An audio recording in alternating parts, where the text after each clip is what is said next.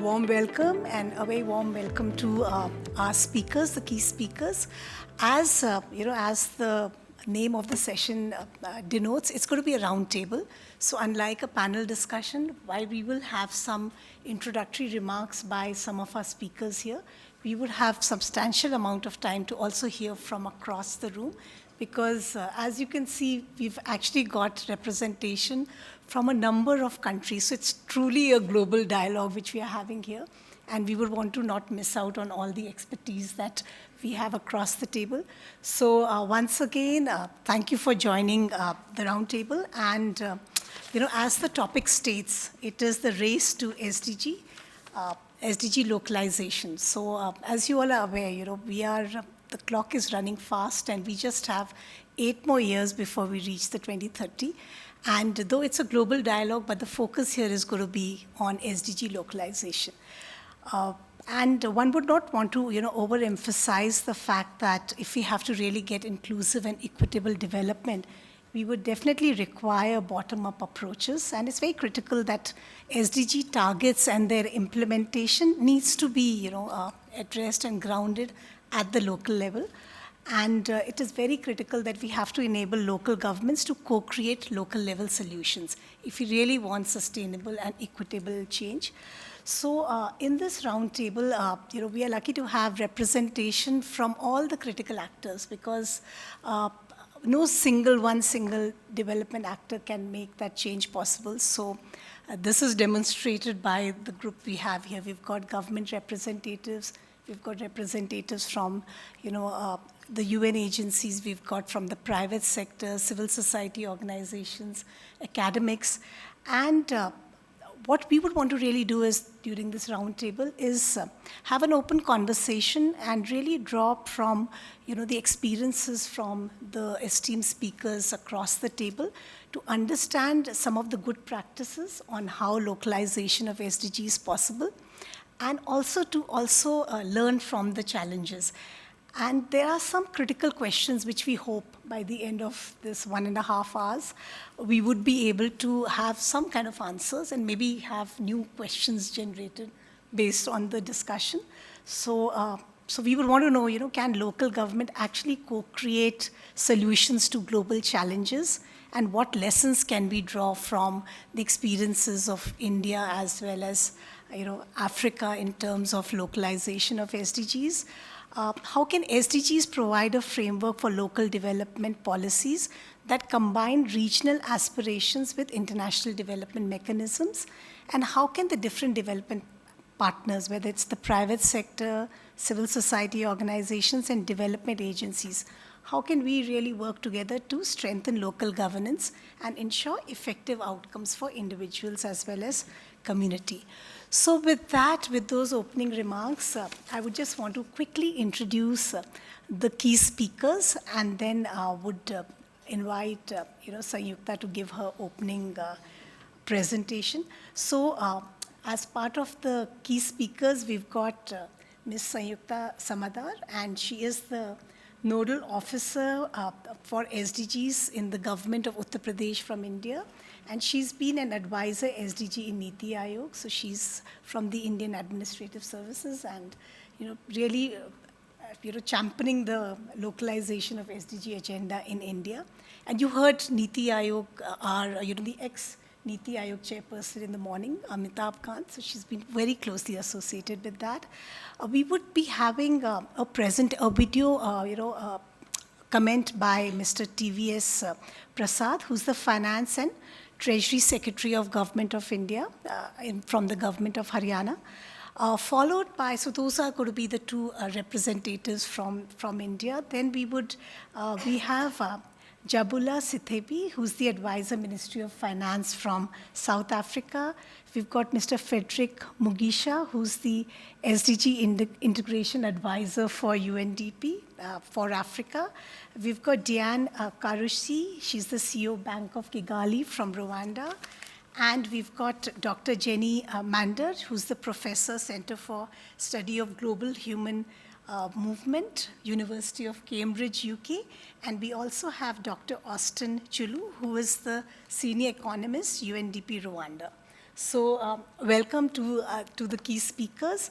And without much ado, I would want to call upon Sanyukta. Sanyukta, it'll be great if you could actually share a brief presentation, really sharing India's SDG localization experience, using data to drive SDG localization. Over to you. And you've Thank you so much. 10 minutes. I think I'll choose not to listen to the latter part, but thank you. And a warm welcome to all distinguished participants in this roundtable on actually talking about how does one, localize the SDGs, take the SDGs from the global to the national, to the subnational, and then forward again, taking it to the more local level. So join me as I take you on a journey on how we've built this Indian brand and model of SDG localization in a country which is home to 1.3 billion population living across 36 subnational governments, which are states and union territories, and then further down to over 700 districts in India. And also allow me to present before you a testament of the success of this model. What is the kind of progress it has brought down to this 1.3 billion population across all the three sectors of development that we talk about, this human, social, economic infrastructure, and the environmental. Ladies and gentlemen, in India, as the nodal agency for handholding the Agenda 2030 is the National Institution for Transforming India. It earlier used to be the Planning Commission and the Planning Ministry, and now it has become the government's think tank. So what, as a nodal agency, Niti Aayog does, you heard the ex-CEO Amitabh Kant in the morning today. What Niti Aayog does, it's mandated actually to build preparedness and capacities of all the actors, particularly the subnational governments, on integrating this complex paradigm of SDGs in our planning framework, in our implementation framework, and in our monitoring framework. How have we done this? We've created two platforms. One of competition, a competitive federalism, because India is a federal country, where the powers are very clearly allocated across the center and the subnational governments. So what this competitive model does is, it basically instigates a sense of competition across all the subnational units, whether the states, whether the districts, and that's when they actually compete to accelerate their development outcomes for faster acceleration of the SDGs. The second is a collaborative model where they learn from each other. It's easy to say learning from each other, but please remember that the innovations in programmatic intervention on ground, these come from the states, and that is where these innovations actually get upscaled at a national level. But we don't restrict ourselves to the whole of government. Obviously, our biggest plank has been to create a whole of society approach where there is an structured and continuous engagement with the civil society, with the community-based organizations, with private sector, with think tanks, and with academia. Here is where I would really look forward to working very closely. We would look forward to working very closely with Observer Research Foundation in how does one take this kind of a model to countries across the world, especially the developing countries. So, what is this Indian model of SDG localization? We've captured this entire journey in our report, and it's all there in the public domain as well, but we'll be leaving copies here as well. So it's based on these four pillars, as you can see. The first is creating institutional ownership. Now, what is peculiar and unique about the Agenda 2030 is it is an extremely complex paradigm, 17 goals, 169 targets, and 234 global indicators. Now, these are all intertwined, interrelated, and there are synergies and trade-offs. So business as usual scenario, if we see in all countries, there are different departments or ministries dealing with, let's say, health, with nutrition, with sanitation. Where is the convergence? SDGs require convergence because we talk about outcomes. We do not just talk about inputs or drivers to development. So therefore, what we've seen across our work in the country in the last 5 years is largely that ministries separately cannot handhold this agenda. It requires a whole lot of horizontal convergence across departments and vertical convergence if we talk about down the line, to different geographies of states, districts, panchayats, villages, whatever. So that is where we need dedicated institutions, which in India, in Government of India level is the Niti Aayog, and in different state governments, we have the SDG coordination centers. Most of them are run by also, in partnership with the state government, they are run by UNDP. So this is the kind of institutional ownership that kind of integrates the SDGs into that entire process of planning, implementation, and monitoring. Now, a robust review and monitoring system. I think we all need to agree on one fact, that whatever gets measured gets done, and whatever is left out of that measuring thing often remains you know what. So definitely 8 years left for the SDGs to be achieved, and therefore creating a very robust monitoring system is very important. But what is also important is that a monitoring system per se needs to trigger action. And that triggering happens when there is a review system at a very high level, at the topmost level of the decision makers. So therefore this. Pillar 3 is developing capacities. We all know that SDGs are again a very complex, intertwined agenda, and it imposes a huge amount of demand on our statistical systems, on our implementation systems at every level. So therefore, the building capacities and developing capacities for integration is a continuous process. Definitely, whole of society, we do recognize that governments alone cannot achieve the agenda, and that therefore we have an eclectic mix of bankers, of community-based organization, of community leaders, and civil society, and think tanks. So, translating that theory of whole of society into praxis, this is what we did. We created an entire structured forum for engagement with, you can see these are all 13 vulnerable groups, marginalized groups, population groups, engaged with in a structured platform for actually through consultations, 14 consultations held across the country in very different regions, largely to come out with the voices from the ground. And all this went into actually our VNR, Voluntary National Review, which we presented in the UN in 2020. Definitely private sector, I'll come to that later. So clearly, yes, this is one structured forum of engagement with civil society is what we leveraged during the pandemic also, because of the reach that civil society organizations have on the ground. This was used actually to create a very unified response system for engaging with the communities and for protection as well. So how can I not talk about the whole of government approach? Yes, we've engaged with all the 36 states and union territories at the topmost level of the chief ministers, the chief secretaries, and the decision makers, absolutely. And largely what we have seen is definitely a bottom-up approach works, but the top-down approach in SDGs is very important. The nudge, the push, and the drive has to come from right at the top. And this is what succeeded in bringing the SDGs on the policy-making table at every level of government in India, whether it's the state government or the district administration and so on. Now, who cannot but, ladies and gentlemen, forget the private sector with their hold on investment, on capital, on employment, and the entire value chain, a very key player in achieving the SDGs. And this has been some of our work in terms of creating the Business Responsibility Sustainability Report, the framework in which private sector companies are nudged and encouraged to report on sustainability practices. Again, how do we mobilize investment, private sector investment for impact investment, for projects which are catering to the SDGs is largely in terms of developing the first ESG and SDG aligned taxonomy. Neha is here. She's working very closely and very strongly on this. We do hope that India will become the first country to develop a taxonomy in which the ESG is also aligned with the SDGs as well.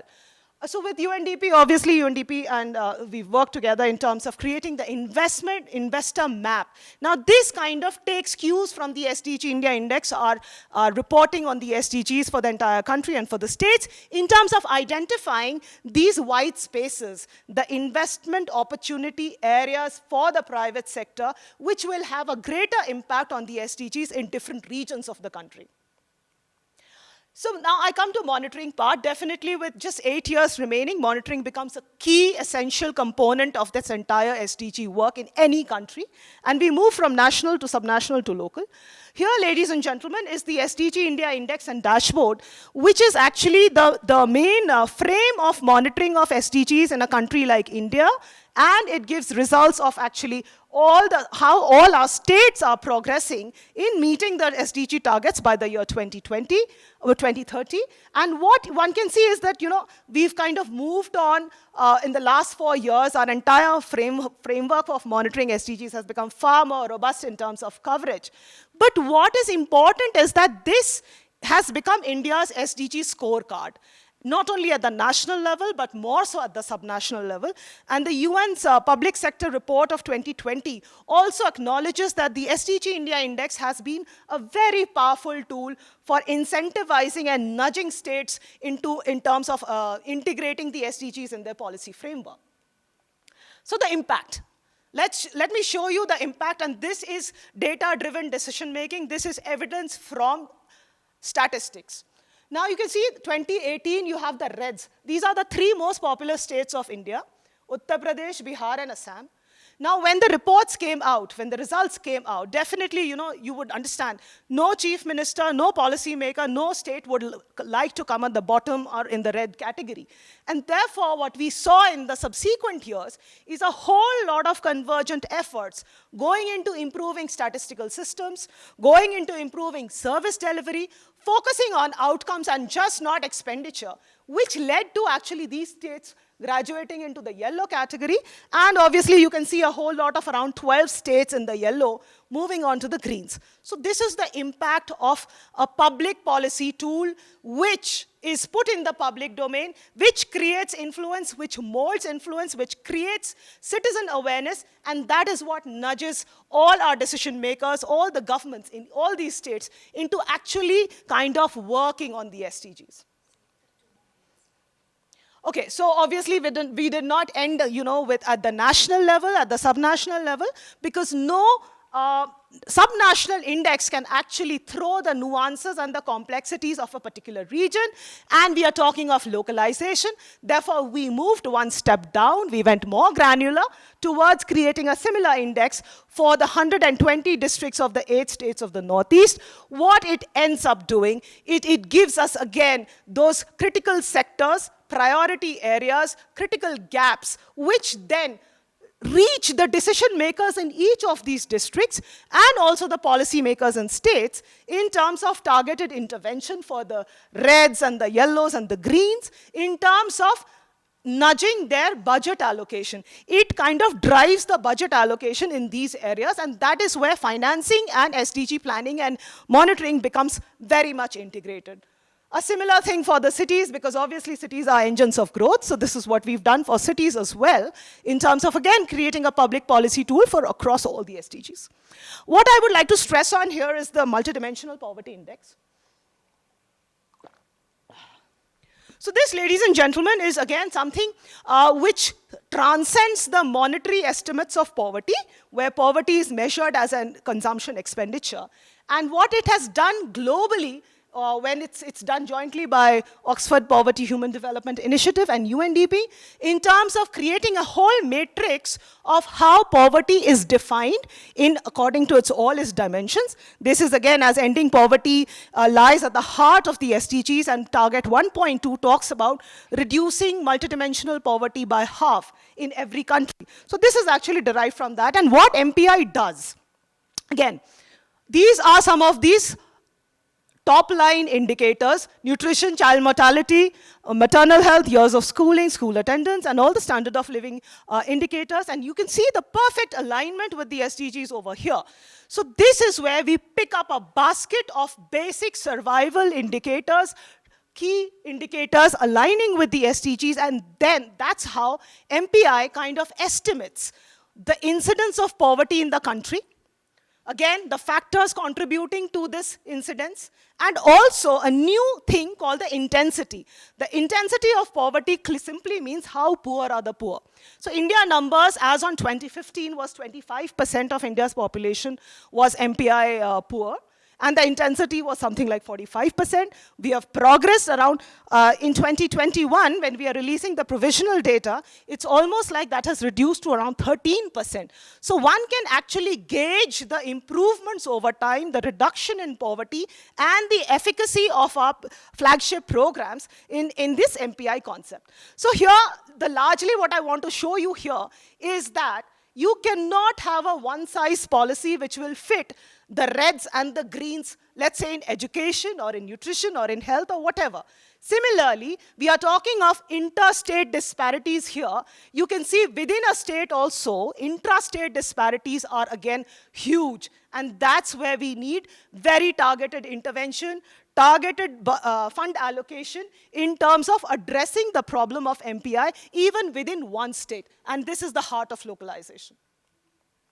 So obviously, I will not do justice if I do not mention about how states are progressing and what has been the impact of how states have actually completely owned the SDGs. And believe me, this was not the case, way back in 2017. All this started, the states started accepting and integrating the SDGs largely because of the spirit of competition and the rankings which started coming out. So clearly, I showed you the 4 pillars, and this is exactly the 4 pillars in an empirical finding. You can see the number of states who have actually aligned their the planning with the SDGs, who have created these institutional structures for coordination, who have developed the monitoring and reporting frameworks, who've aligned the budgeting with the SDGs. You'll listen to Haryana, Haryana has done this, and capacity building and so on. So this is what an institutional structure in the states looks like. So this is the business as usual. You have the state legislature, you have committees, high-level committees chaired by the chief secretary who kind of does the reviewing, and you have the planning departments. This is what is new. This is what I was talking about, the SDG coordination centers.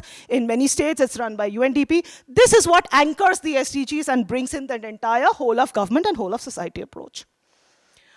Some dashboards, this is how states are also developing their monitoring systems for ensuring that all the districts are also raising the bar and achieving the targets. This is from Gujarat.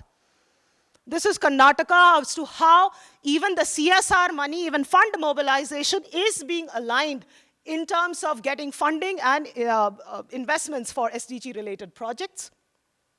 Finally, a testament, I just leave you with that. I'll be very quick here. These are just numbers, but numbers do a hell lot of work in terms of showing as to where the progress has been. So the model I showed you, and this is the evidence of the progress. So because this is just the tip of the iceberg, paucity of time, I've taken up very few sectors, health and education, again, very critical sectors for not only India, for developing countries across the world, and just see the improvements. We are showing you the improvements in the last 5 years. The numbers are all there for you. You can have a look at it.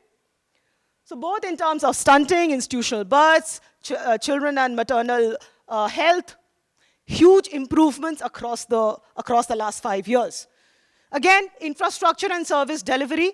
You can see the 3-digit million numbers over here when we talk about sanitation, cooking fuel, electricity, drinking water, houses, financial inclusion, and so on. So this is what largely has been the evidence of progress, and this is the success of the model of localization of SDGs is largely what I can say, is that it's based on this extreme, very constructive partnership and engagement with across all our levels of government, whole of society, where we are talking of the national government, we are talking of the state governments, we are talking of districts, and now, ladies and gentlemen, we've gone down to the level of the villages. India has around 70,000 gram panchayats, which are villages, and that's where we are trying to build in the SDGs through local indicator frameworks. But this is not it. It's largely our partnership with the civil society, with think tanks, with academia, and with international organizations, particularly the UN agencies. I leave you with a body of our work. Everything is in the public domain, and this is largely on the series of the SDG monitoring public tools. That is the MPI over there, if anybody is interested. So this is all, the power of all these tools is largely that it is transparently done and it is shared, it goes in the public domain. And this is what we believe, that this transparency leads to that kind of a citizen awareness, which is what nudges our policymakers to take this work seriously, so that all the attention then goes into kind of achieving this. Thank you so much. Thank you. Thank you so much, Sanyukta, and I'm sorry because I needed to rush you but the fact that, it is an experience which is coming from India, as a diverse country like India, and you very rightly, showed us those 4 pillars of, creating institutional ownership, robust review and monitoring systems, enhancing development capacity and promoting the whole of society and the whole of government approach. So this was the national perspective. Now what we will have is a brief video message from Mr. TVS and Prasad, which will actually demonstrate the sub-national perspective of localization of SDG.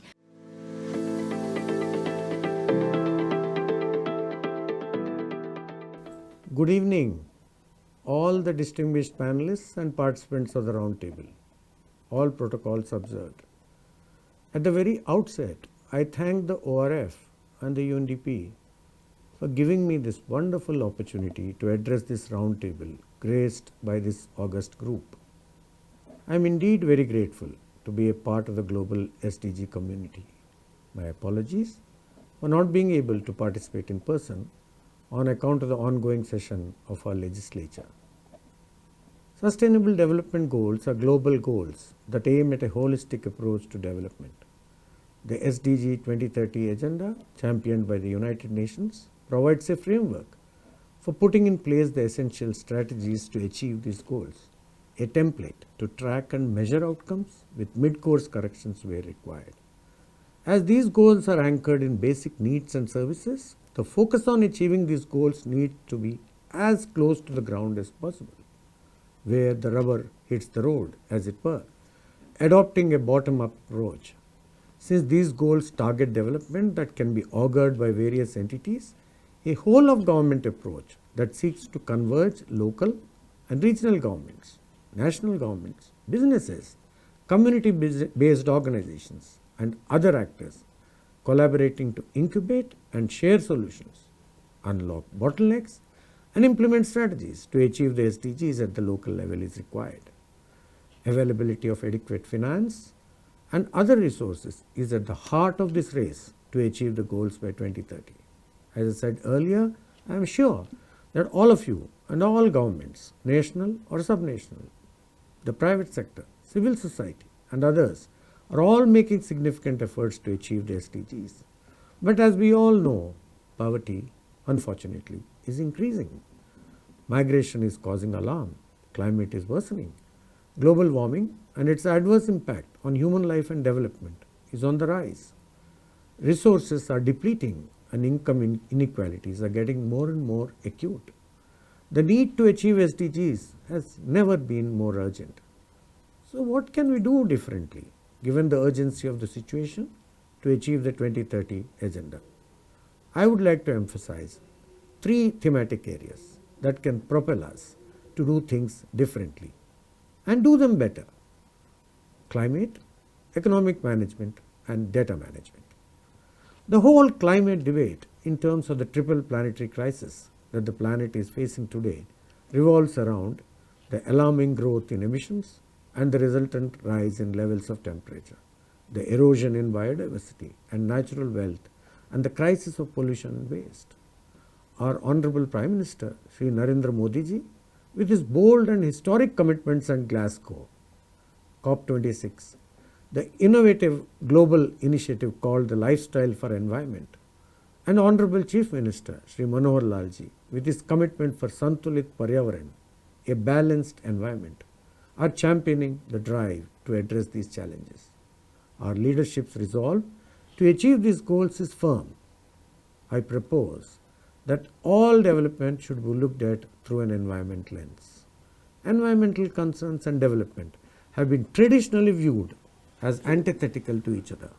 Thrust on environment is seen as killing jobs and slowing development. There is a deep-rooted economic position that environmental actions do not let countries and cities achieve their economic potential optimally. But this is a Luddite view. This mindset needs to change. In today's world, marked by unemployment, stagnation, and increasing health and environmental hazards, it is not possible to make any headway without taking environment into the equation.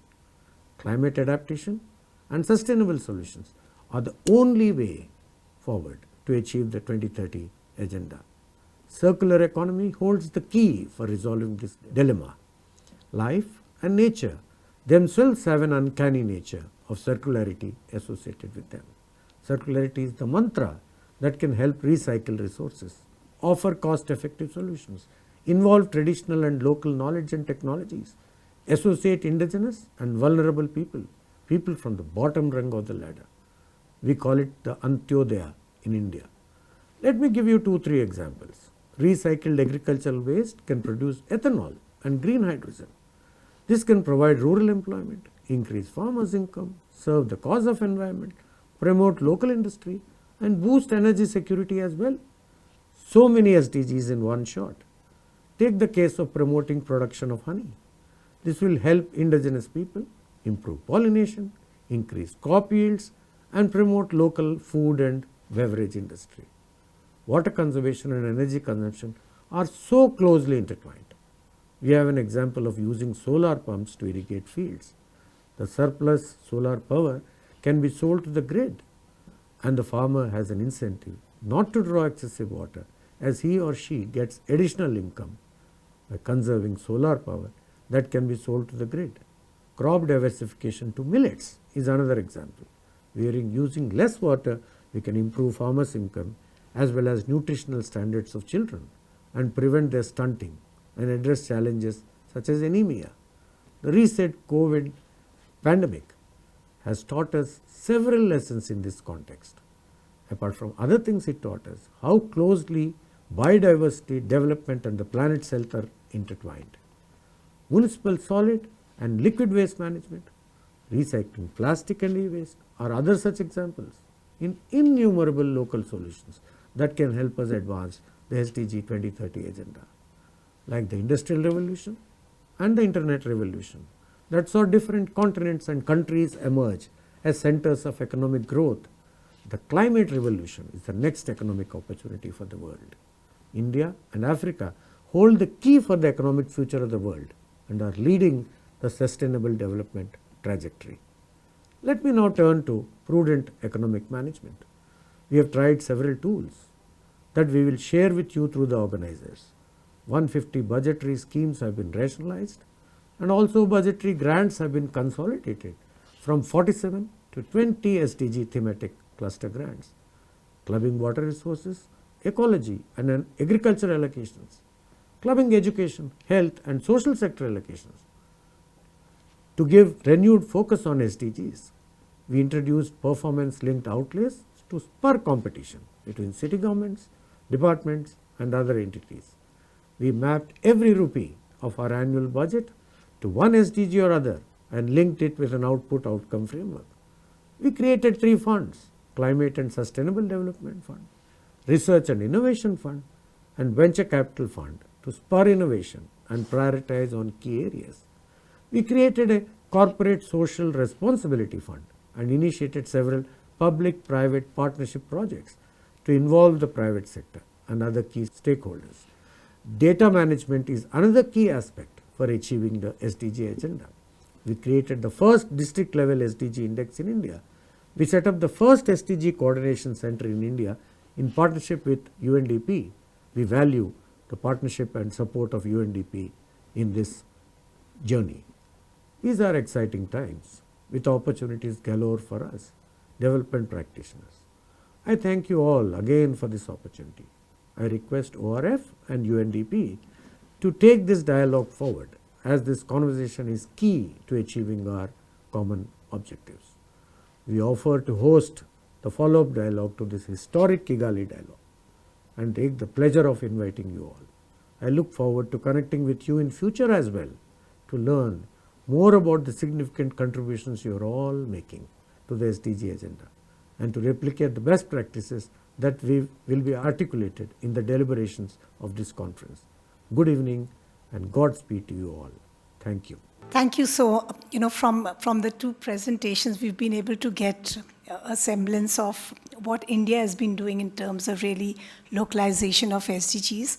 And from here, we move to, really hearing from Mr. Njabulo Sithebe for, if you could share South Africa's experience with bottom-up SDG localization. That will be great to add to the discourse and understanding of this group in terms of how SDGs can be localized. Thank you.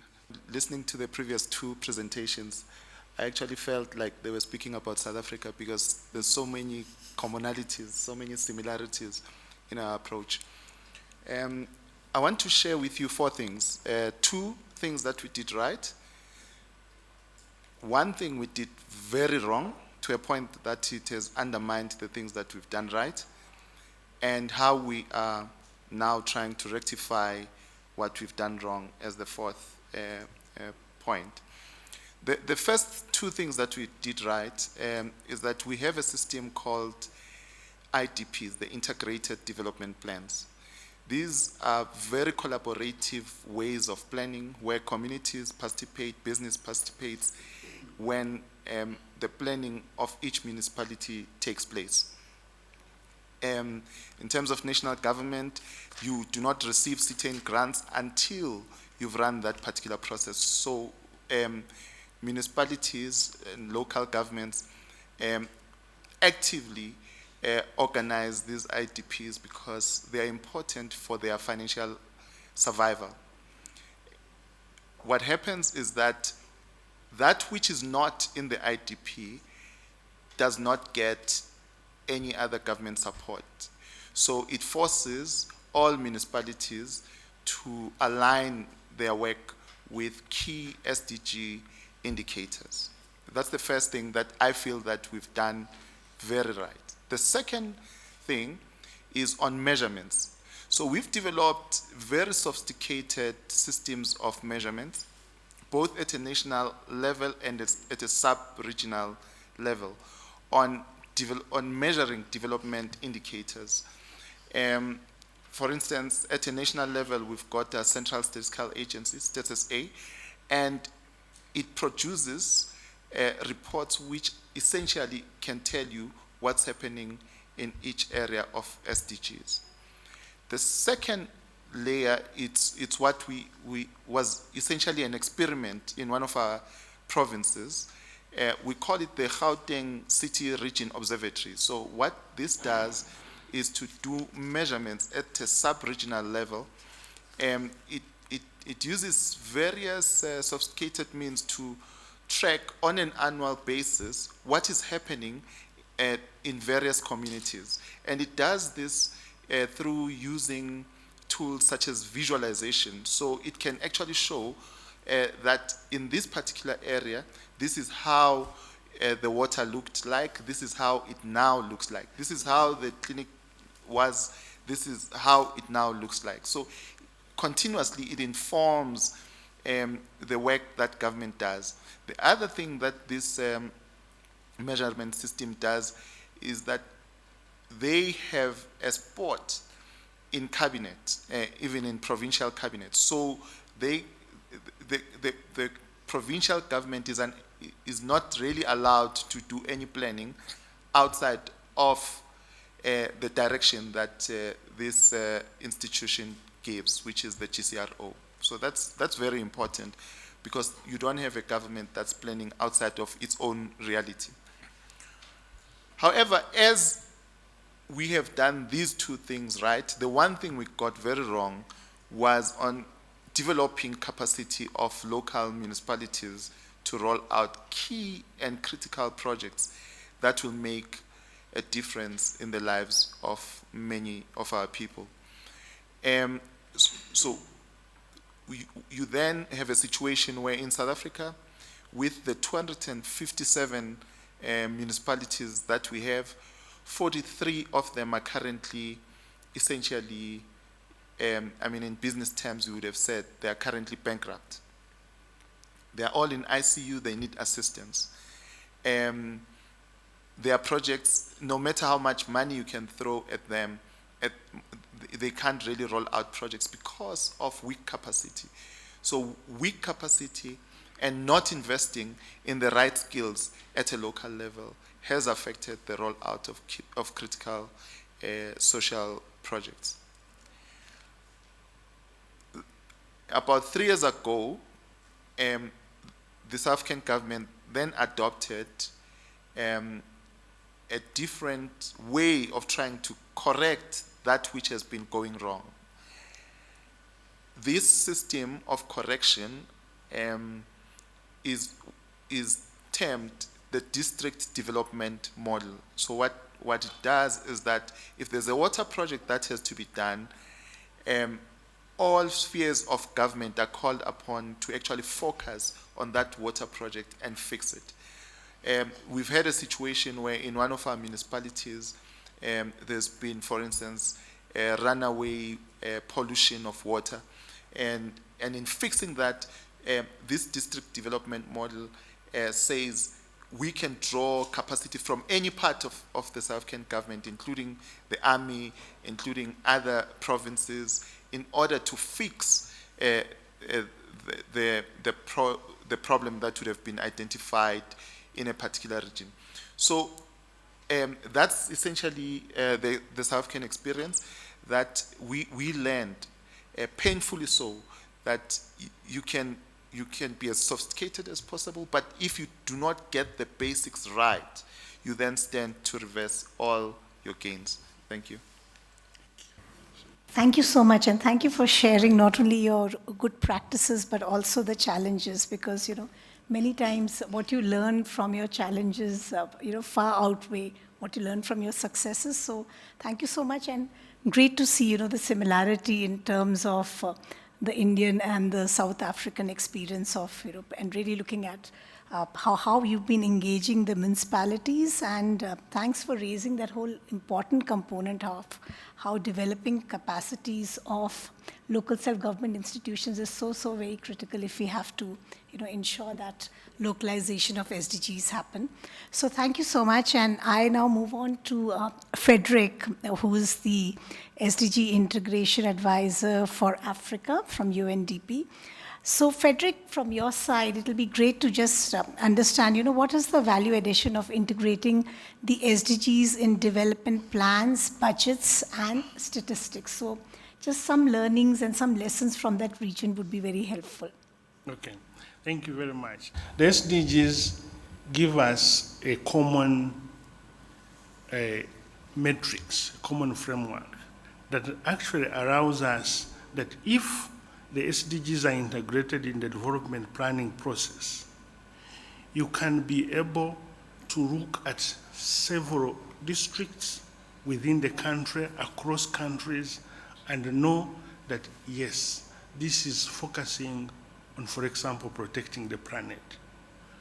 We are not able to do it unless that happens.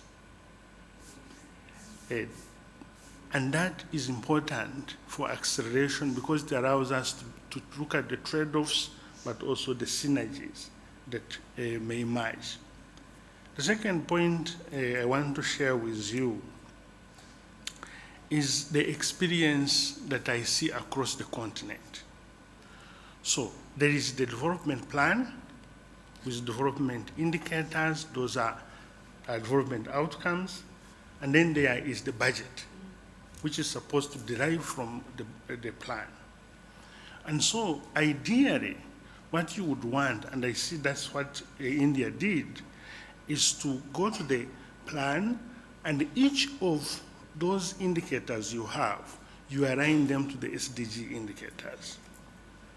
And because we finance targets, budget objectives, you get the budget objectives and align them to the SDG targets. So the experience you see on the continent is that it's a continuum. For the development plan, there is intent. This plan will deliver the SDGs, and then there is going deeper to the indicator level. And for the budget, the same. there is the intent, and then up to the target level. Now, what you see, there are not very many countries that actually have done the way India has done, at the granular level, if you want. And so, that would be the perfect, if you want, the best alternative for us to be able to address these trade-offs and identify synergies and investments. So this brings me to my third point. Not everything is lost. So there is what we call the second best alternative, which is, as long as the budgets are publicly available, as long as the development indicators are publicly available, you can assemble an army of people who will get the experience, but also be able to go line by line and align each of the budget objectives with the targets and each of the indicators by the indicators, the SDG indicators. And that's what we're actually doing on the continent. That's exactly line by line. And we are finding it's very, very great. It's great. You find that in Niger, for example, the biggest share of the budget goes to protecting the planet. In other countries, you find it goes to maintain the government. But on a whole, you are also seeing that there is less investment in protecting the planet from the public sector. But when you do the same thing with the private businesses, you see that a significant share is actually going to the protecting the planet, which kind of buttresses the discussions we had this morning, which says, where are the business models that will allow us to make this transition? Maybe we may need significant investment from the public sector for the private sector to continue. I will end by saying, in all these things that we are doing, we should try to see, if it is a local authority, what is its winning aspiration? With whom does this local authority want to win? And what capacities must be in place for this to win? And that is what our colleague from South Africa was telling us. So, and looking at development plans across the continent, you don't see a consistent way of saying, whereby Uganda says, this is my winning aspiration. This is how I'm going to pray, and these are the capacities that I must build. We tend to see more of a list, and I liked very much about the idea of competition. Maybe it can begin to us to push people to think about these issues. And then the complementarity, the cooperation comes to say, how then do I get a winning aspiration? If this local authority has won, I can also run out to win. So thank you very much. So now we shift, we've kind of talked about, India, and we've talked about some of the, very valuable experiences from Africa. So I will move on to Dr. Jenny Mander, who's the professor for Center for Study of Global Human Movement, University of Cambridge. So what would be very valuable, Jenny, if you could actually share, the implications of migration for localization of sustainable development within countries and regions. So we're just kind of shifting a bit of the track, and it'll be great to hear from your experience. I'm very grateful to this afternoon's keynote speaker who said 80% of people will agree. And there's a 20% who are going to be outliers. I'm certainly in that outlying category. And I liked what he said, that it's worth listening to them, because we don't know the future, and it may just be that there are some insights that will prove to have been right. But anyway, I think it's useful to focus on migration in the context of localizing the SDGs, because they do remind us to focus on what is the local. They bring a salutary transnational perspective to the notion of the local, reminding us and something that we need to remind the press and local societies, that local doesn't just mean native-born or long-term residents. Let's remember that the overarching mission of the SDGs is to leave no one behind, and migrants are someone's. They're very often amongst the most disadvantaged in local communities, certainly in the UK and other parts of Europe. But their needs and their contributions to the implementation of the SDGs are very often overlooked.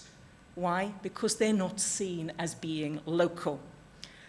Now, we've heard a lot about COVID-19, and it put a spotlight on many things. In the case of migrants, it really drew attention to many of the social inequalities and simultaneously their very positive contribution to local societies and the transnational implementation of the SDGs. The migrant population in the UK certainly played a disproportionate role amongst the key workers, the frontline workers in the care and the service and the supply industries. And the World Bank 2021 report documents the official total for remittances as being nearly as high as the pre-pandemic period, $702 billion. So it's a reminder of the role that migrants play in contributing the financial assistance that is crucial for the implementation of the SDGs, and they do so by their employment in the local communities where they are resident. Now, this nexus between migration and development was not explicit in the Millennium Goals, but it is a distinctive feature of the SDGs. It's embedded across their 17 goals. And furthermore, the Global Compact for Migration of 2018, which is rooted in the SDGs, that draws its 23 objectives from the SDGs and serves to contribute back to their implementation, is of course focused on migration. And I think it's a very powerful framework for thinking about this question of localization. Objective 16 is a case in point. Its aim is to empower migrants and local societies through full inclusion and social cohesion by commitments to their integration in the labor market, commitments to education, commitments to intercultural dialogue.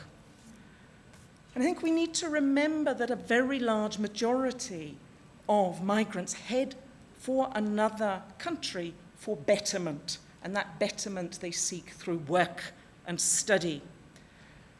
Therefore, when we're thinking about collaborations at the local level, the co-creation at local level to the global challenges, and how to strengthen local government for better outcomes, for locals, including the migrants and the wider community.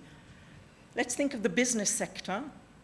First of all, in different ways, how might actually the contribution of migrants and their employment be used to incentivize businesses to align with the SDGs? A slightly different perspective, perhaps, from what we've been hearing. At least that might change the public narrative to stress the positive contributions of migrants and shift the "they're stealing our jobs" narrative, which creates one of the problems for the implementation of social cohesion at a local level.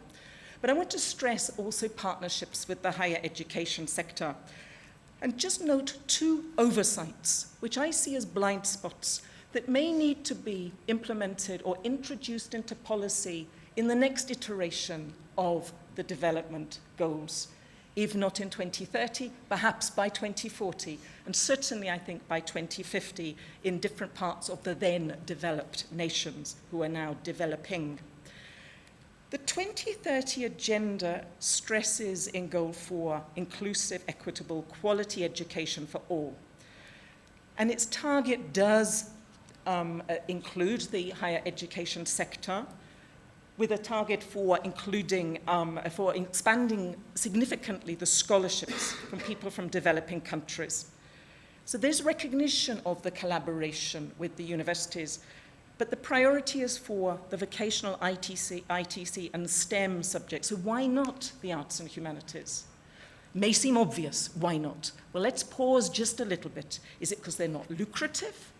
Is it because they won't give future employment? Is it because they're not useful for the implementation of the SDGs?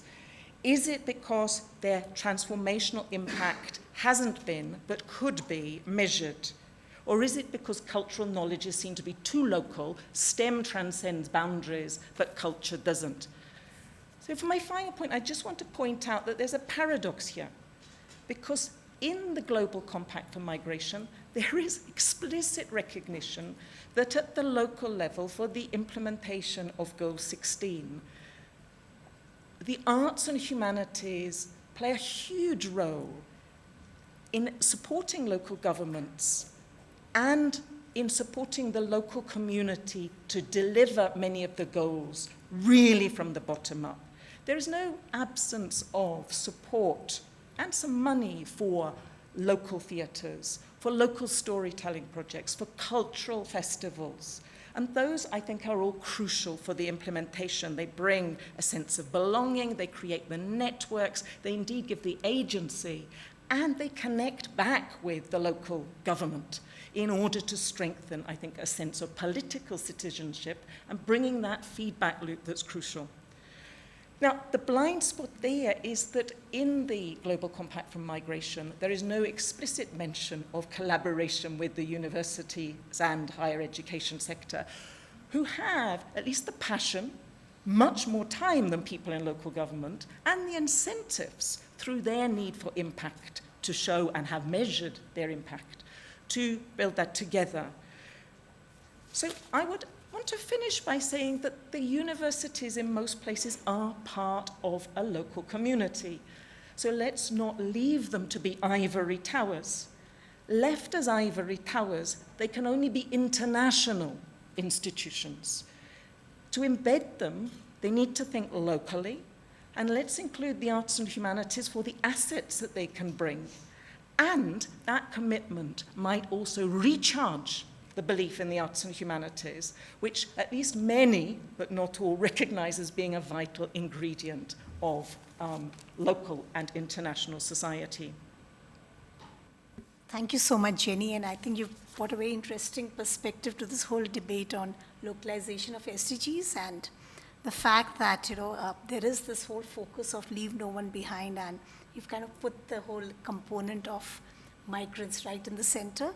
The second piece which I take from your talk is also the whole, the relevance and the importance of academics and universities to be able to play a very predominant role in really ensuring localization of SDGs and not be ivory towers, like you said. And thanks for emphasizing the whole focus on also humanities and arts. And I think so I think what we are actually getting from this whole discussion is importance of LNOB, focus on LNOB, and also, critical development actors. So moving from the role of academics, I would want to kind of, call on to Diane, and who is the CEO of Bank of Kigali, Rwanda. So we talked about academics, but it'll be great to also understand the role of banks and the whole significance of integrating SDGs with business decisions. Thank you. Thank you very much for having me. It's a very enriching and interesting discussion. I'm not a public official or public servant, so I don't know much about SDGs. I'm not an academic, but I think what I like about SDG is that everyone can find a role and a contribution to play, because it's a set of global goals that really everyone can contribute to. So as far as we are concerned, for businesses, a business is there to solve a solution, to provide a solution, to solve a problem. And I really believe in the power of partnerships, of ecosystems, of players who work together to achieve a certain goal. I'll give you two examples. 3 years ago, I think we came together as businesses. I think the first cohort was 9 private enterprises in Rwanda, together with UNDP, UN Women, and a government organization here called the Gender Monitoring Office.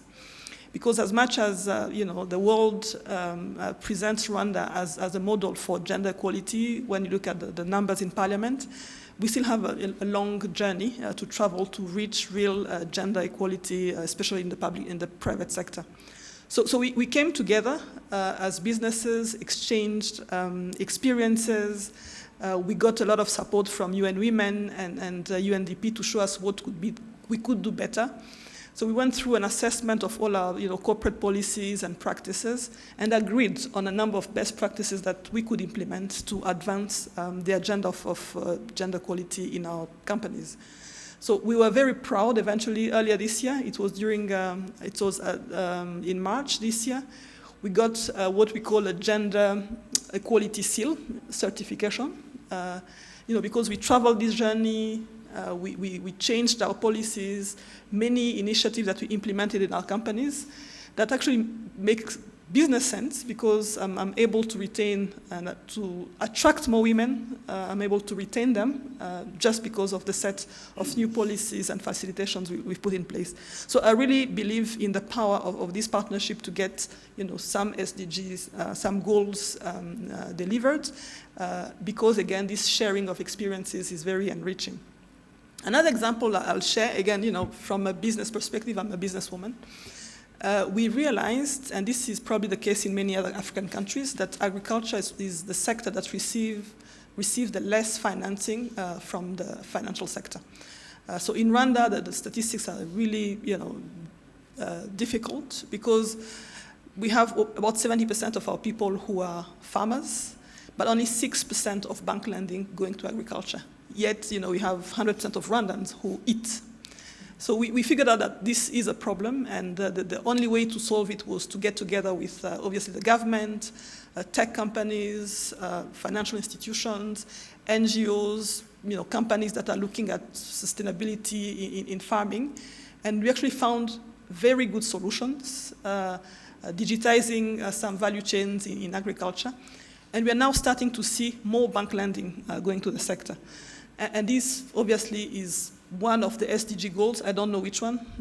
I'm not an expert in SDGs. But I really, again, this is to stress that I believe in the power of partnerships. 20 years ago when I was at university, we learned about value chains, etc. But I think that the key word today is ecosystems.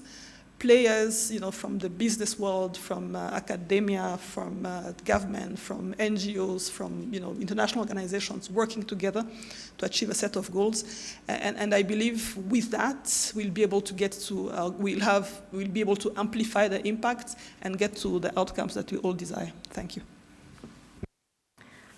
Thank you so much, and I think the buzzword is partnership, and thank you for sharing some very insightful experiences of actually seeing how business can contribute to gender equality. And by the way, that is one of the SDG goals. So you've kind of got it right there. And also, so thank you so much for sharing your experience. And before I move on, there is one important actor which though Sanyukta did share about the whole of society approach, and she did talk about the role of civil society organizations. So while I'm here as the director of Save the Children, I'm also part of a steering group of a coalition of about 4,000 civil society organizations and CBOs. It's called Vada Na Todo. So I just thought I will use this platform, just taking 2 minutes to share how, in India, the civil society has actually been a very important partner in ensuring localization and meeting of SDG goals. And for civil society organizations in general, why we will say they are important development actors is because of their outreach with communities, the most vulnerable communities. And in the SDG, we have this whole focus on leave no one behind. So the access to the most marginalized communities from civil society organizations, it makes them a very important actor to really ensure that the country meets the SDG agenda. Secondly, civil society organizations can play a very active role as watchdogs or as monitors to ensure that the government and the community is actually working towards meeting the global and the SDG goals. So the third piece which I would want to really highlight is it's very critical that when we are looking at SDGs, though Sanyukta, you did talk about, the data generation from the government, but it is also very critical that the data also gets generated from civil society organizations, because many times, though there has been a disaggregation of data at the district level, but there are many communities, and that would be not only in India, but also across, where it's difficult for government data system to be able to pick up the disaggregated data of, real marginalized communities. So there, I think civil society organizations can play a major role in actually ensuring that you capture the voices of the most vulnerable communities and understand, whether the SDG goals are being met for them, what are their challenges, and actually including them as, co-partners. And because if you're talking about localization, so how do you ensure that, the action and the data collection process also comes closest to the communities who are most affected and who are the, who are supposed to be the, the central piece of the development discourse. So as part of Vadana Toro, they had actually highlighted, there was a very interesting study, and I've got copies of it.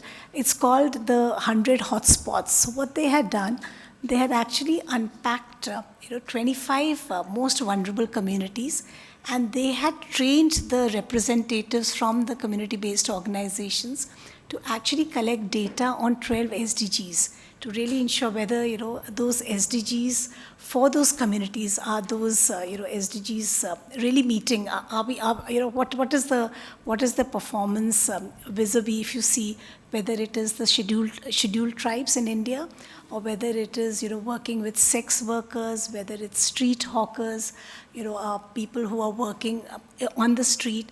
And some very useful data has come, which actually highlights what are the deprivations and the challenges of the most vulnerable communities, and how that data can be taken up to complement the government's data. So some of those experiences, I'm sure it would be there in other countries also. So we would just want to kind of highlight that civil society organizations are, and they should be taken as critical actors if we have to really meet the overall global agenda for ensuring that by 2030 our goals are met.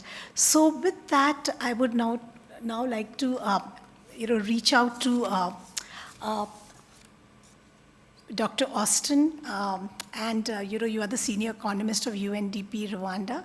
So very briefly, I know we are running out of time, so just some quick comments in terms of Rwanda's story of localization of SDGs. Some of the experiences have been shared, but if there are certain one or two critical insights you would want to share, and then we could just open up the discussion. Thank you. Very briefly, Rwanda was the fourth poorest country in the world 32 years ago.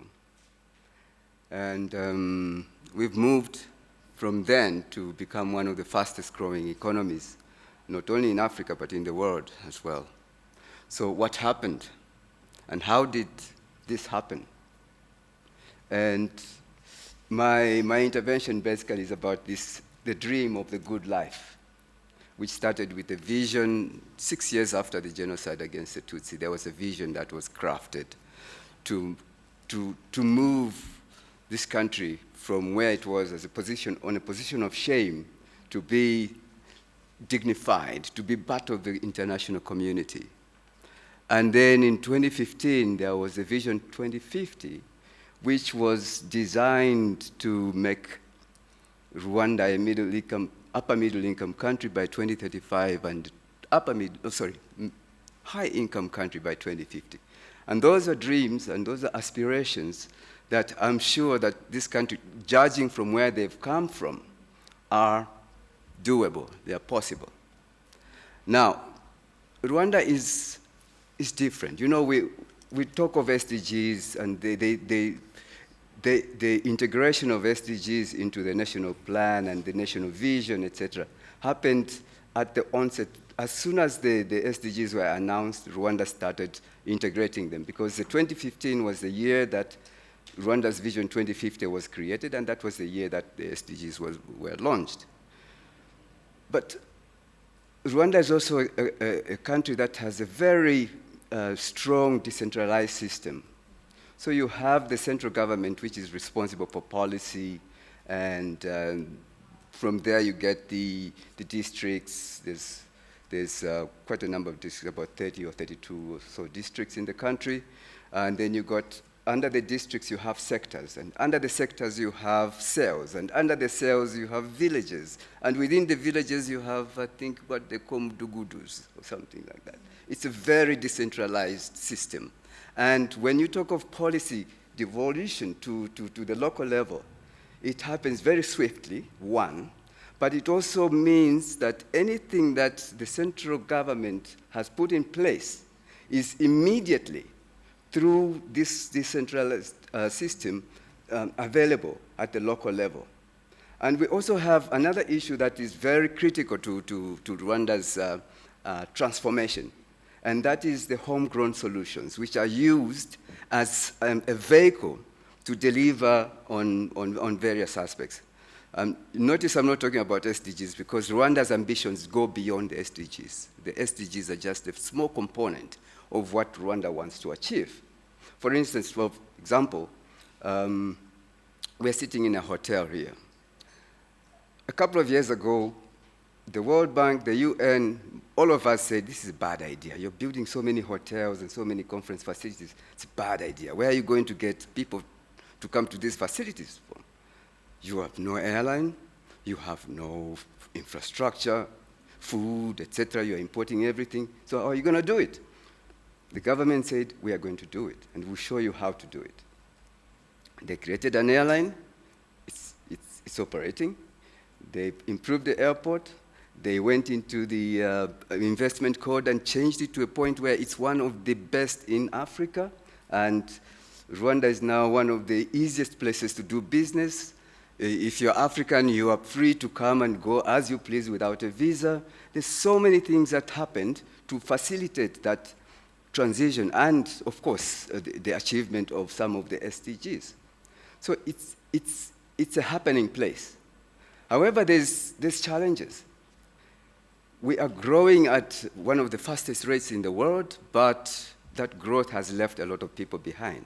And we have to dissect the growth and see what is it that's growing in the economy, and why is it that despite this growth, the income levels of the vast majority of population is very low.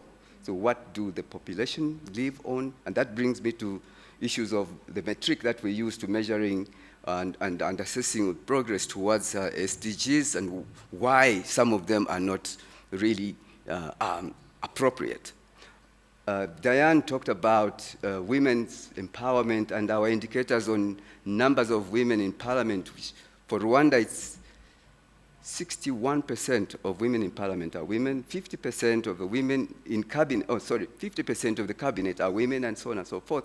But then you still have issues of economic empowerment. You have issues of access to resources that we have to address. There's a whole range of things that I can outline and list in terms of the paradox between growth and as we measure it today, or the performance of the economy as we measure it today using conventional methods versus what is actually happening on the ground. One has to question, how do people survive if the majority of the population are on $30 a day? Sorry, $30 a month. So you start questioning the measurement stick that we use for welfare on household, I think. But domestication of the SDGs, the government had produced a guideline on how to do it, and they had a roadmap on how the SDGs are going to be domesticated to the lowest community level. And then the data flow starts from the village and goes upward through the system to the central level. So you have this two-way flow or look-back mechanism for data. I'll stop there, but it's a remarkable story.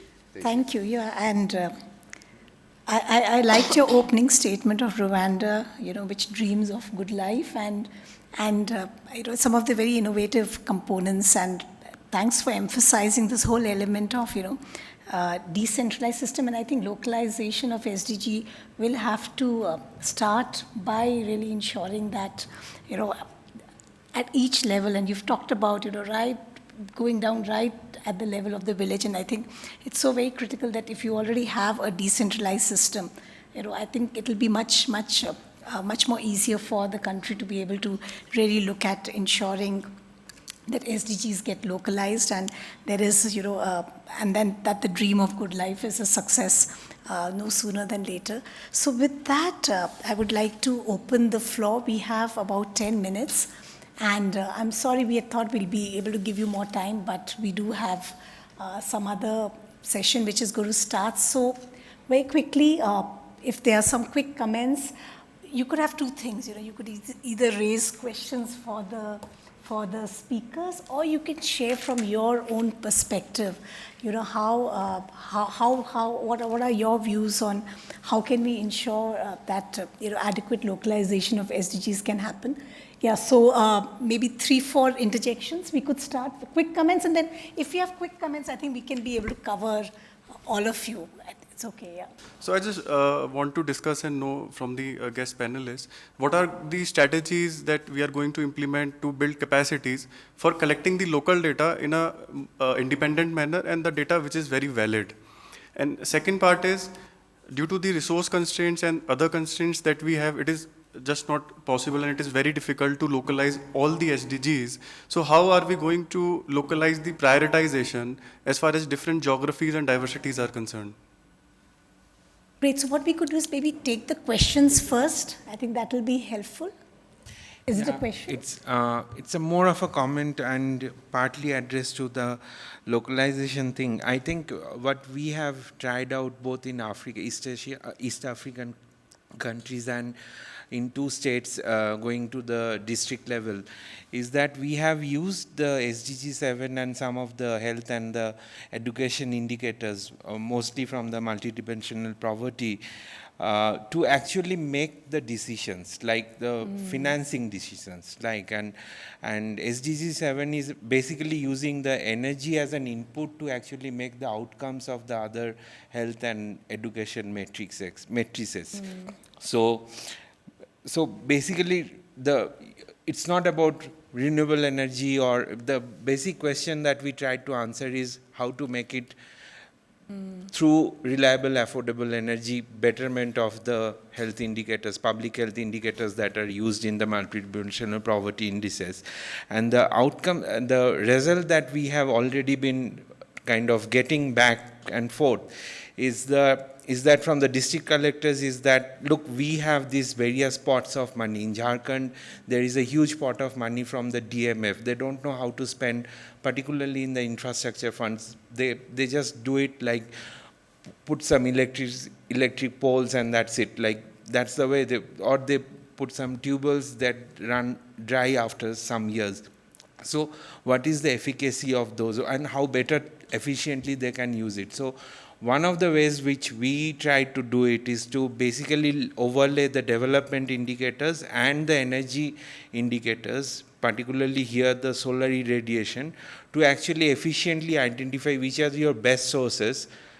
In this case, the PHCs could be solarized and can get a better, like the maximum sunlight areas, to actually better and economical ways to do it. So some areas in Jharkhand actually get 12 hours, some areas get 10 hours for those and that makes a huge difference. Same true for Tanzania and Uganda as well. So we did it till the grid level and the largest grid level. So this is how we can actually make a decision on the where the public finance can go and where actually to some extent the private finance can actually go. So this can actually help to the extent of the data management part and data generation part as well. Not only the communities, but also you can use the technologies, basically here the solar irradiation and the other technologies that are available. Thank you. So I would just request quick comments, I think, so that we can take more people. So maybe we could start from here, and then we'll go to you, and then you. And it'll be great if you could introduce yourself. Just introduce yourself. Great, and then, yes, thank you. I'm Barnaby Dye.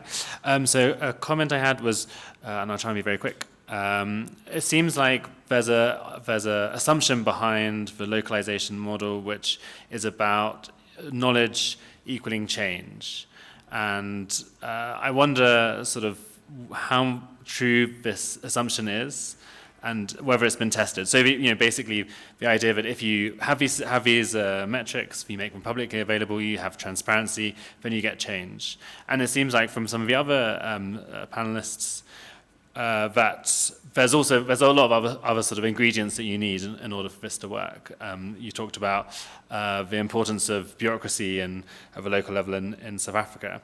And so I suppose it's sort of trying to tease out what are the actual different elements that you need to make this work. Transparency is maybe one, but I don't think with transparency you're necessarily going to get change, and knowledge doesn't necessarily lead to difference. And then a quick question was about the inequality that some of these statistics reveal, and whether there's a tension between trying to localize, but then some of those inequalities being at a national level, even an international level, at a state level, and how you can sort of reconcile those. So there's obviously differences in resources, and is there a tension between seeing things locally versus needing to redistribute on sort of larger scales? We are currently, Nepal became a federal democratic republic through a new constitution in 2015, so it's just been from 2017. We have 753 local level of governments in 7 provinces, and we've been working on the local economic development index, around with the localization of SDGs. And one of the things that a challenge, and which you've also raised, is around getting the data and information, and especially when we are looking at private sector. The SDG framework talks about private sector around, sort of firms that are more formal. But when you go to really granular level local units, it's a lot of informal businesses, 70% of them are informal. So how do you manage that has been one of the most critical things that we are currently discussing as far as localization is concerned. So I just thought this would be something I would like to share. Thank you. Firstly, how do you collect the data? How is it collected? So I think someone else asked a similar question. Secondly, are you finding through this localization model the SDGs useful as a framework? And is it working, is the bottom-up work process actually achieving better collaboration at the top? You talked about the importance of top and bottom, because I think intergovernmental collaboration is one of the huge challenges that we face in development. So is this localization model producing more integration between different government departments at the top? And then I think, just Jenny, your point about, I come from South Africa, we have xenophobia and conflict in poor communities that affect migrants is one of our major problems. And politically, it is often actually exploited rather than addressed. So I think I found your points very, very pertinent. And, I hope Njabulo and I can take those back. And then just on Rwanda, I think what fascinates me about Rwanda is so much policy coherence, so much implementation. But yet when it comes to technology, which is my field, it still has one of the lowest internet penetration rates in Africa and relatively low uptake and a very big gap between men and women in engagement with technology. Why is that? Is that because we make assumptions about technology and development which are actually false? Or is it because of other factors? I'm just really curious about that, because I think there's so much success here, and yet at the same time those indicators around internet and tech penetration are very different from what we would think they would be. Thank you. I think two aspects of the Sustainable Development Goals that make them actually somehow easy to measure and to track is that we have clear indicators and they're time-bound. But I also fear that perhaps we are racing towards 2030. And as someone who works on longitudinal research, I wonder if we're trying to measure these sustainable development goals, how will we measure the sustainability? In 2030, if we get new goals, as we did after the MDGs, what will happen to everything that we've learned about these goals. I was very interested in what the professor had to say about the incorporation of universities into this work that we do. And I think that now, when we're sort of right in the midpoint of these goals, is a good time to bring in researchers who can consider in the long term what worked from these goals and what didn't, looking back from 2030, looking back from 2040. Even as policymakers move on, I will still be interested to see what we can learn from these experiences. Thank you. Great. So what I would request each of the speakers, maybe just take a minute and respond to some of the pertinent ones. And for the others, maybe, over dinner, we could have a larger conversation. So we'll start with you, Sanyukta, because a number of the questions were raised towards you, and then we could just, maybe take it from there. Some quick comments. Yeah. Thank you so much, and it's absolutely very, it's very fulfilling to receive these comments, these questions, which means that much of what we said did not just fall off the table. So, well, a couple of things which I would like to respond to is about how data is being collected, what is the veracity of the data which is coming to the government systems, and what is the reliance on the third-party data, as Namrata had mentioned, data which is generated by non-government sources, by communities and civil society organizations as well. So let's talk a little bit on the statistical systems. Now, we all have to agree that once the SDGs came in with, their entire framework, which every country had to sign they willingly signed the dotted line after a huge, long spate of negotiations and deliberations, it was all agreed to that it is one of those most ambitious frameworks of development which has set these global benchmarks, these standards which every country has committed to. So now it was willingly kind of, agreed to. So that obviously laid a huge amount of stress on the existing statistical systems. For Government of India, I can definitely say that at the national level, it was far, far more robust than many other countries. But when we went down and when we, kind of moved downwards and granular, when we moved towards the state, the numbers of indicators on which the data was being generated were far less. And obviously, once we go down to the level of the districts, even it was much, much, much, much lower. So that kind of led to a lot of constraints in terms of developing a monitoring framework, which will be for the country, for the states, for the districts. And I think that's how, there is a period of evolution also. In the last 4 or 5 years of my work, I have noticed that the tier 3 indicators became tier 2 indicators, tier 2 became tier 1, and that is where the role of think tanks, of the UN agencies, of the different, specialized agencies working, whether it's in agriculture, whether it's in waste management, whether it's in climate, all these agencies had to play a very, very strong role in defining actually the metadata in the numerator, the definitions, the denominator, and the ways of encapsulating and capturing the data. So that is where we have seen a huge amount of progress happening, and almost like, 90%, we are 90% there, and 90% of the indicators are such that at the subnational level in India, the data is available. However, going down to where Ravi mentioned about, district level data, that's where I would like to bring in how we developed the Northeastern district level index for the 120 districts. It was a pilot project because we knew when we are dealing with 200 odd indicators at the level of the district, maybe you'll just have, 50%. But that is a beginning. My point is, just because we are afraid that, it's not there, we don't begin. And also, you are municipal commissioner. So city level, again, data is a big challenge. And that's where our numbers keep reducing. But once we push out a public policy tool in the public domain, and that's when, public policy makers, decision makers, citizens, think tanks, and specialized institutions, they recognize that there are these gaps. There are these vacuum areas, and that's where, when you generate a demand, that's when the supply sets in. And you have numerous ICT measures, using, you're a young officer, you'll know, that handheld devices, apps, these are some of these new methods where data is being captured not by a person going into a household and doing a survey, but actually just typing it in their phones and in their mobiles.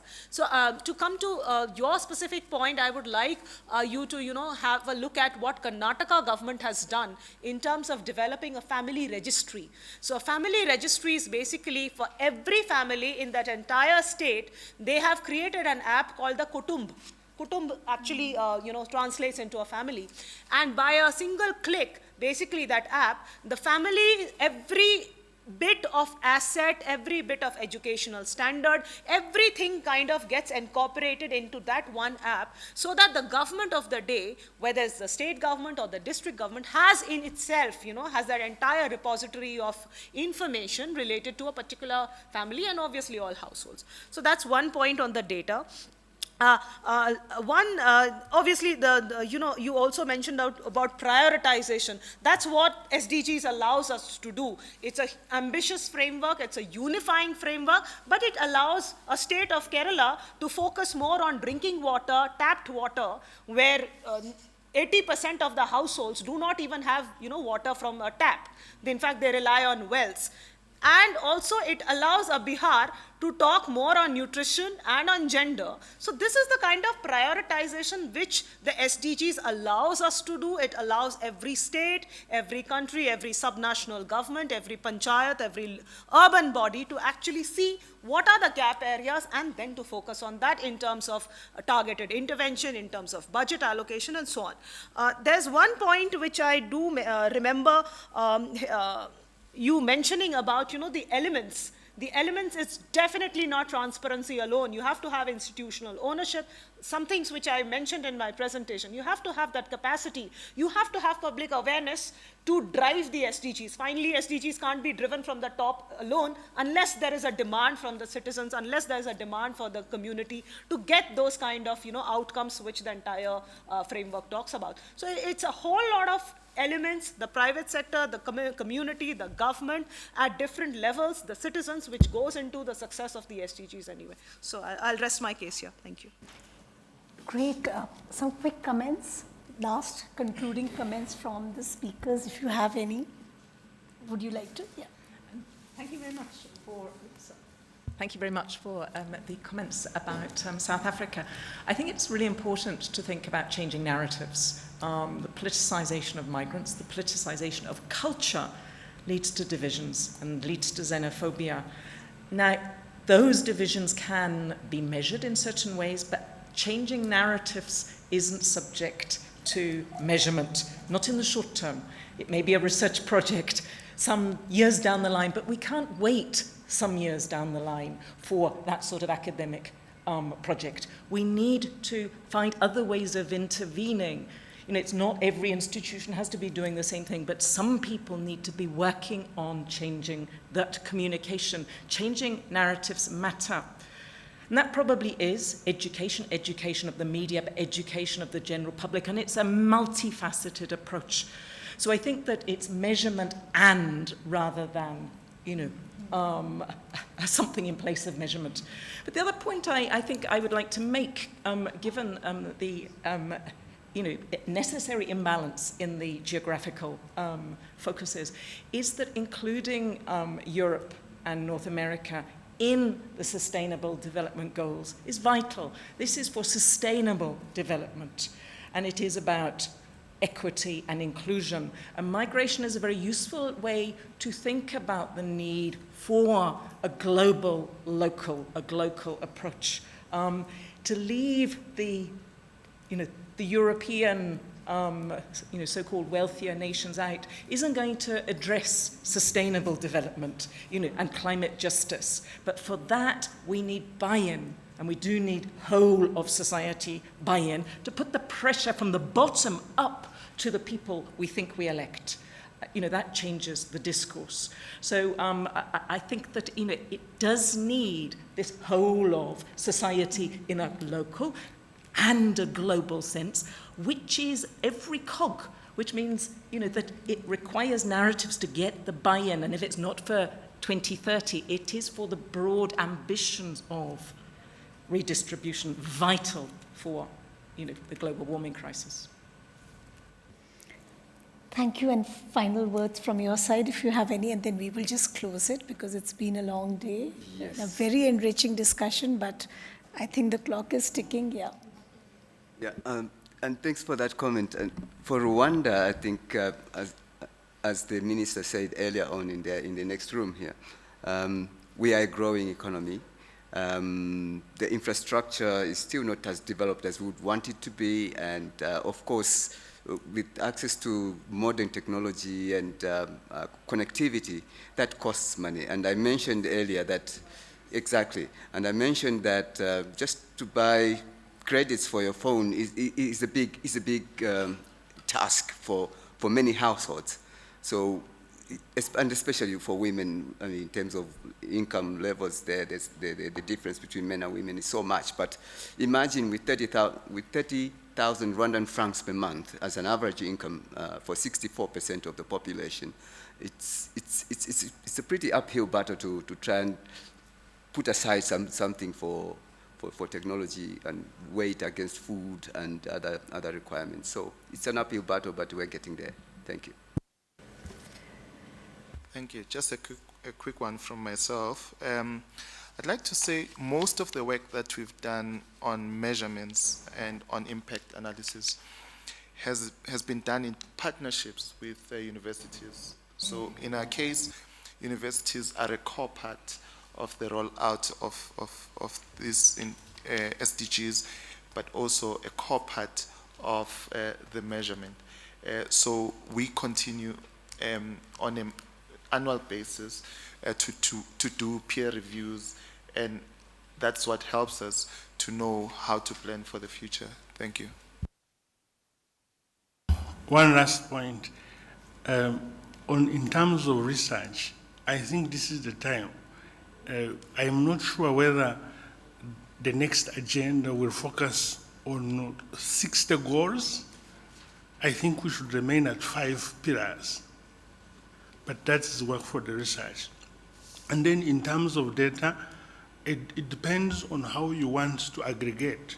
You can actually collect data at the pillar level, which is 5. And that is what Uganda is, for example, doing with the parish development model, because it is collected for use at that level. Thank you very much. Thank you so much. It's been, I would just like to give all of you a big hand, and we've covered, we've covered quite a broad range, and I think some of the questions which I had raised in the beginning, some solutions and some, some answers are there in terms of, definitely SDG does provide us a framework for, local development policies so that we can combine regional aspirations along with international development commitments. And the whole emphasis on local government creating solutions, importance of data-driven decision-making, but it should be measurement plus, so it can't be just data. And last but not the least, importance of partnership. And I think today's roundtable has really emphasized how different actors have an important role to play in ensuring that, countries as well as, globally we meet the SDG agenda. So thank you so much. And have a good evening. And there are some reports and some more details. If some of you are interested, you could pick up. We've just got some select copies. So you could just pick it up from here. Thank you.